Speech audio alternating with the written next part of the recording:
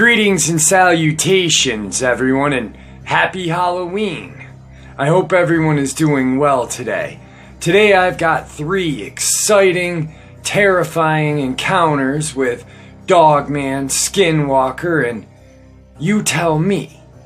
Before we get into these encounters, a couple links I'd like to share.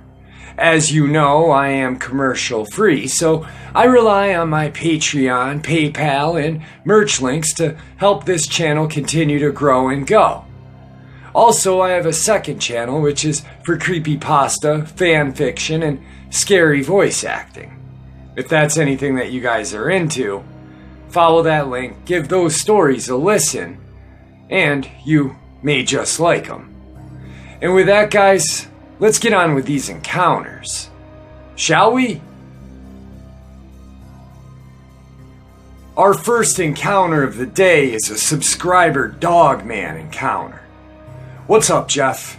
My name is Ryan, well, not really, and I live in Poultney, Vermont. I'm 19 years old, and this is mine and my dad's Dogman encounter. The year was 2016, July, and hot as hell. I was 17 at the time, just graduated, yes! And I wanted to go swimming over in Dorset. There are these old slate quarries all over with the freshest, coolest, and clear water. So my dad and I jumped in his pickup and start the half-hour trip on Route 30. The trip was completely uneventful, and we pull up to the first small swimming hole. We jump out and notice no one is there. Weird, no one is here, I said with kind of a question. My dad replied, yes, weird as can be. This one swimming hole is a pretty popular place for kids my age and that's why it was weird to top it off. It was at least 95 degrees out, so we walk up and I scream out, "What the fuck, Dad? Oh my God!" There was a dead cow floating in the water. Well, that explains that, I say. My dad said, something's off. The cow's side was torn to shreds, along with its neck. Sometimes a random cow will get loose and fall in one of these swimming holes and drowned. So, as we are looking at the carcass of the cow, we notice the tears are like what a bear does to a tree.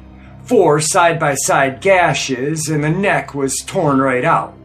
My dad is on the other side of the small swimming hole and sees a blood trail leading to the water and huge dog, wolf, or coyote tracks.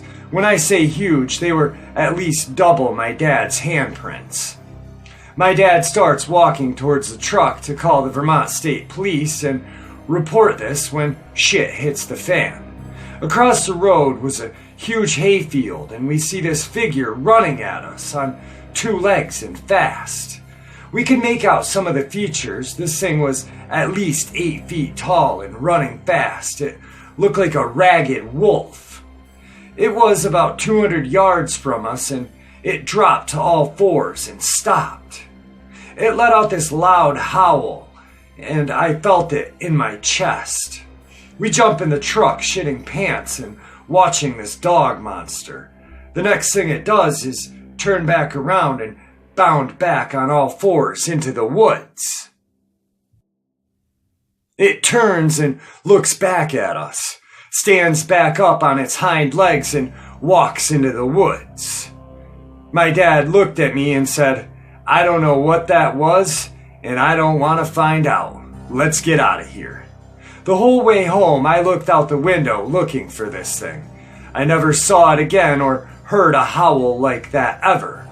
I hope this thing never finds me in the woods, because what it did to that cow, I can't imagine what it would do to a human. Please, everyone, stay out of the woods unless you have a gun. These things are real and real dangerous. Our second encounter of the day is a Skinwalker encounter. We live in a rural community on the Navajo reservation. My aunt and her 2 brothers were home alone. My grandparents had left for the evening to attend a chapter house meeting. They were in the house, and like many people from the reservation, they don't have electricity. It had been dark outside for about an hour, and my aunt and uncles were getting ready for bed. Outside, they heard noises as if someone moving things around outside. My oldest uncle went to look out the front window and saw a figure out by the truck. This was immensely out of the ordinary because the closest neighbor was miles away. Whatever it was opened the truck door and began to dig through the personal items that my family had left in the vehicle. My aunt and uncles were frightened by the sight and knew that they should take action. They took out the rifle and all steadied themselves to hold it up. They flung open the door and aimed the gun at the dark figure. The figure turned and started to walk towards them, totally unfazed by the weapon. My uncle pulled the trigger, but nothing happened. The figure grew closer, and my aunt began to smell something like a rotten corpse. It was so strong it made her gag. My uncle continued to pull the trigger with no luck, and the figure came closer and closer. Off the distance, headlights were coming up the road. My grandparents were returning. The figure looked towards the lights and started to move away and tucked itself behind the tree near the house. My oldest uncle ran towards the truck with the gun. My grandfather got out of the car and my uncle pointed to the tree. The thing was poking its head out to observe what they were doing. My grandfather ran into the house and over the stove and grabbed a handful of ashes and rubbed them over the gun and placed the ashes-covered bullet in the chamber. He walked out to the porch and fired toward the tree. Whatever the thing was didn't expect the gun to go off. The gunshot echoed and the dark figure began running. My grandma chased my aunt inside and my uncles and my grandfather went after it. There weren't many roads or paths, so my grandfather and uncle chased after the figure. The truck was bouncing and the headlights weren't fixed on one particular spot. My uncle swears that whenever the headlights would hit the figure, he saw a woman. Not only that, whoever it was running on all fours like a bear.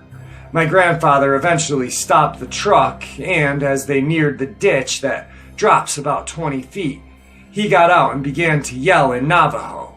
My uncle says that he was yelling about a local woman. He yelled that he was not scared and that he knew it was her and to leave his family alone. A few days passed and there was news that the woman my grandfather was yelling about had passed. I've always been told that if you know who the skinwalker is, say their name and it will kill them. Our third and final encounter of the day. I'll preface this long story by saying I've spent a lot of time with Native Americans and their culture, history is really important to me.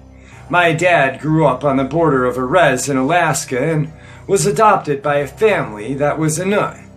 And I spent a good amount of time with a friend who was Lakota. At the time of this incident, a friend and I were leaving Standing Rock, North Dakota, after being there for about 6 weeks to drive home to Texas. We, for some reason, decided to go see Mount Rushmore on the way back, and after being at Standing Rock for so long, we had a very sour taste in our mouths, seeing American president's face carved into the mountains that were straight up stolen from the natives. So my friend decided that we should go to Wounded Knee, and it was only a few hours out of the way home, and it seemed important that we go. Side note, it was about 11 p.m. at this point, but fuck it. I was planning on driving straight to Texas, and we should go pay our respects, especially after Rushmore. Fast forward, GPS takes us straight into the main part, the gravestones and the monument, plus a bunch of descriptive signs. I've never believed in ghosts or spirits or any of that BS, but as soon as we parked, I was seized by a terrible fear. I couldn't move, refused to get out of the car, struggling not to have a panic attack. My friend gets out of the car to go read memorials, and I sit in the car, literally paralyzed with fear and terror. I look out the window and I see two giant black dogs with red eyes, and they're looking directly at me. I could feel this oppressive feeling that was almost a thought, like I didn't belong here and I wanted to leave. We maintained eye contact as I literally start to shake and feel the most horrible feeling and sense of dread I have ever felt. Also, for the record, I'm a real tough lady. It takes a lot to ruffle me. I lay on the horn, and once my friend returns to the car, I tell her we need to fucking leave now. I don't tell her what's going on. I just type Texas into the GPS with shaking hands and start to drive away. Following the instructions, I leave, taking a bunch of turns and roads I don't remember on the way in. And after 5 minutes, we end up right in the same exact place of Wounded Knee that we were just at. Right then, feeling legitimate, actual terror and trying not to lose my shit, I tell my friend what's going on. She happened to be a stupid hippie who believes in shit like spirits and crystals and whatever, and she took me serious. And pulls her phone out. GPS did the same thing to her. All I feel is dread, and I can't get those eyes out of my head.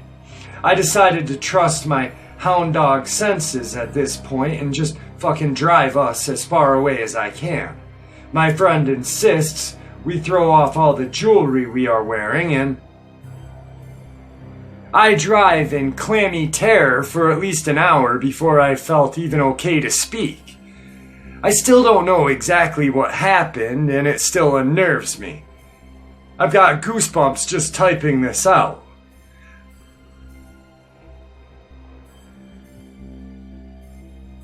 Wow, 3 great encounter stories for Halloween. Now, I know a lot of narrators are going to be putting stuff out for Halloween. I have a 10-year-old daughter who is expecting daddy to take her out trick-or-treating, so unfortunately, I will not be. I will be returning the 1st of November, so here's my Halloween special. I hope you guys enjoyed it. The subscriber story, amazing. An amazing Dogman encounter. Shredded cow. I mean, how scary is that? You're going swimming and boom, there's a cow, and then you see this beast coming at you, but then just stops and stares at you. The Skinwalker story, I just am petrified of skinwalkers. And the third encounter, black dogs with red eyes. Need I say any more? Alright guys, I hope you enjoyed these, and I will see you again.